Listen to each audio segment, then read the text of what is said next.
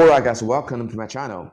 Thank you for tuning in for another week's fat loss update. So this is week 20 for me now, and I'm happy to report to you guys that after my weight has plateaued around about 75 kilo each for the last 3 weeks, this week for the first time I've managed to drive my weight down below 74 kilos. So this week's fat loss achievement is quite substantial out of the last few weeks, and also I paid a hefty price for this weekly achievement, which is the recurring theme you're going to hear about in this video, the constant fatigue I've experienced throughout the whole week.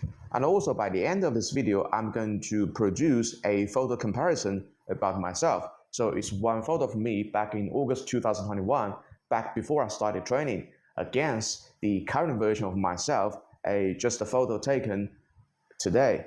So very similar weight, but entirely different packages, as you guys are going to see by the end of this video. But anyway, as usual, before I reveal this week's fat loss progress to you guys, would greatly appreciate if you can just give me a thumbs up, and also maybe just consider subscribing to my channel. It will mean a great deal to me as a small YouTube fitness creator. Thank you very much for your support. Okay, now I'm done with self-promotion. Without further ado, let me first put out a table there for you guys to reference in relation to what I've done in this week. And as usual, we'll start from last Saturday. So last Saturday's morning weigh-in result, it was 74.6 kilos. This is going to be the number we're going to reference against this morning's recorded weigh-in result. So last Saturday, I did 2 sessions of cardio training, and in the morning, I sort of tested my VO2 max again. And I think my VO2 max, just the test result this time, it may have increased from 61 to 62. So a very small incremental increase. And I want to particularly mention that for the test I've done this morning, it's probably more like the situation that my heart cannot keep up with my legs. So my legs, they could still push harder, but just unfortunately that I'm running out of breath. That's the vice versa situation, which you guys are going to see in a few days' time. And what I wanted to say about testing the VO2 max, just my very limited experience, is that it seems like the increase of VO2 max is even much more difficult compared to increasing your absolute strength or increasing your muscle size. Because for you to test your VO2 max, you have to sustain the peak power output for 6 minutes straight. And let me tell you, that's an entirely different experience compared to just doing 1 rep max, because your 1 rep max is only going to last a few seconds tops. Whereas if you want to test your VO2 max, you have to sustain your peak power output for 6 minutes. Entirely different situation. And just from my personal experience, it's definitely much more difficult, much more challenging to keep increasing your VO2 max. So that's what I want to talk about on last Saturday. And let's fast forward to last Sunday. So last Sunday's morning weigh-in result, it was 74.1 kilos. Now, this was a 0.5 kilo weight drop. Just when I thought that my weight has tanked at 75 kilos in the last 3 weeks, last Sunday told me that there's definitely more room for me to lose more body fat. So yes, everybody is carrying much more body fat than they estimate for themselves, me included as well. And even to this point, I can still say that give me a bit more time, I can still lose more body fat. But anyway, that's the morning weigh-in result on last Sunday.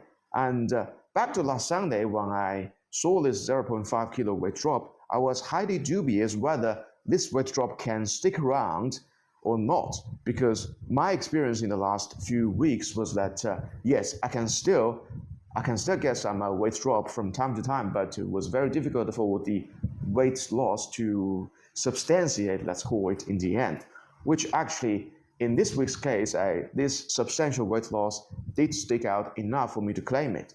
But anyway, I also trained myself in the gym at night on last Sunday, and actually pushed myself quite hard on 3 sets of hack squat. So that's what happened on last Sunday.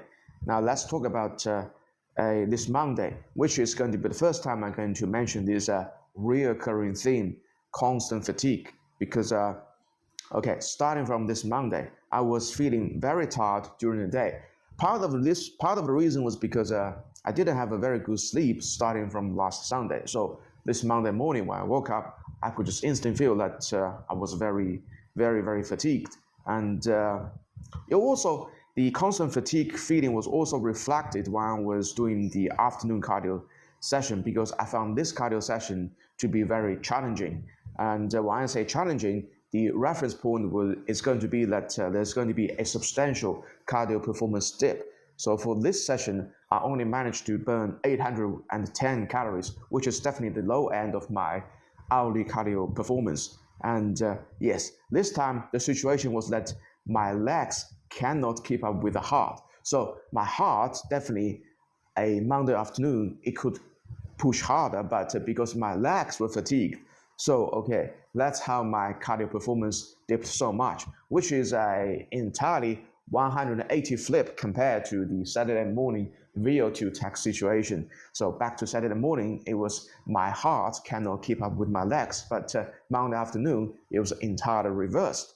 So that's what happened on this Monday. Let's fast forward to this Tuesday. So Tuesday morning, as you guys can see, the morning weighing result, it was 74.3 kilos. So this time, 0.2 kilo weight rebound. Actually, I was happy to see this result because I would rather see small weight rebound reoccurring from time to time. That's just a sign for your body to show you that it was still trying to hold onto the muscle mass instead of just a consistent downward trend. If it's going to be a consistent downward trend, on your fat loss journey, I'm going to be worried because that's just a sign to show that your body doesn't care so much about holding on to your existing muscle mass. So in your personal case, if you go on a fat loss journey, I would rather see a small weight rebound from time to time. That's just my personal experience. And also talking about this reoccurring theme, the constant fatigue. So Tuesday, I was feeling fatigued again, and this is probably partially due to another night of very poor sleep. So yes, just during the whole week, definitely there are a lot of days that I wasn't feeling very fresh after I woke up. And Tuesday, just another day in this week. And as you guys can see, I did 2 sessions of cardio just to keep driving up for my fat loss. And now let's fast forward to this Wednesday. So Wednesday's morning weighing result, 74.2 kilos, 0.1 kilo weight drop. So maybe this time my weight will tank around about 74 kilos this week. That's just my gut feeling. And again, recurring theme, very poor sleep Tuesday night, which resulted in me just feeling very fatigued again on Wednesday. And again, 2 sessions of cardio to still keep driving up for the fat loss. And I can tell you guys that the fatigue has really elevated to a whole different level after my night cardio session. And yeah, so that's what I want to talk about for the first half of this week. And the best proof that my fatigue has really elevated after my night session of cardio on Wednesday was that Thursday morning, I was so tired from my Wednesday night cardio that I had to take a break on Thursday morning because it's just too difficult for me to wake up so early on Thursday morning and to do another session of cardio. So I just called it off on Thursday morning. And truth to be told, I already deferred my weight training, which was supposed to happen generally on Tuesday, but it was deferred to Wednesday, then deferred again to Thursday afternoon. So that's just another example to show you guys that yes, this week's fatigue is really elevated during the whole week compared to the last few weeks, which is the price you have to pay eventually if you want to dig deeper and deeper on your fat loss journey. So although I did not want to train in the gym on Thursday night, I forced myself to do it in the end. And some good news after this weight training session was that before the weight training session, I was feeling very fatigued, but after that, I was actually feeling much more energetic.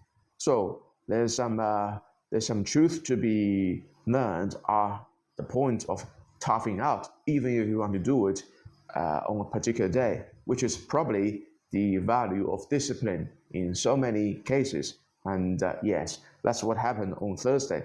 And let's fast forward to this Friday. So Friday, I was still feeling very fatigued during the day. So what I can say is that once your body fat percentage dips below a certain level, like for me, definitely now I'm under 10% body fat for sure. I can tell you guys, I'm definitely under 10%. And once I get under 10%, yes, I do get fatigued much more easily compared to in last few weeks. So yes, once again, there's probably a lot of truth that other people have shared on their channels previously, talking about the probably like the just the level of 10% body fat. If you want to dip below 10%, or the point of maintaining your body fat just slightly above 10%, say about 11 to 12%, you're going to perform much better and feeling much more energetic. Once you dip your body fat below 10%, yes, it's entirely a different situation.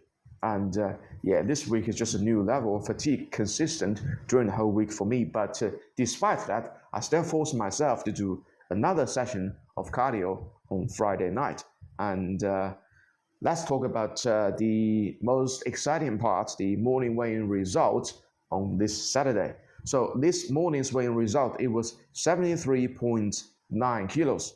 So in the end, in week 20, I've managed to achieve 0.7 kilo weight loss for this week, which I think has surpassed my last week's weight loss prediction. And now it's time for me to provide this photo comparison for you guys. So yes, on this side, you're going to see the photo of me back in August 2021 at 25% body fat at 74 kilos. And on this side, you're going to see me just today, 73.9 kilos, definitely under 10% body fat. I dare say probably even at about 8% body fat, because I can see layers of obliques if I really flex hard enough, which is a good sign, just for my reference to see that yes, apart from six-pack abs, I've also got shredded obliques. So now I'm confident enough to say that my body fat is definitely under 10%. And for this, I can only say that, okay, this is a comparison that's very interesting and contains a lot of information for you guys to reference. Obviously, there's tons of hard work I've put into this kind of transformation from 25% body fat to 8% or 9% body fat now. And yeah, that's what happened in week 20, and I'm very satisfied about this week's fat loss progress, and just another round for me to prove to you guys that the importance of persistence, because like I said in the beginning of this video, that my weight has plateaued around about 75 kilo-ish. Actually, let me just reference the week 17, 18, and 19's recorded weigh-in. So week 17, 74.4 kilos, week 18, 74.7 kilos, week 19, 74.6 kilos. So it was sort of looking that that was the end of my fat loss journey, but definitely this week it's a new level for me. So now my weight is below 73.9 kilos, and I'm fairly confident to say that I can lose even a bit more body fat in the next few weeks. So yes, the importance of persistence. Plateaus, I don't even define plateaus if they're not long enough. Say, for example, in my case, a few weeks. So if you only have plateaued 1 week, that's definitely not a plateau in my eyes. So anyway, that's what I want to talk about for week 20's fat loss progress.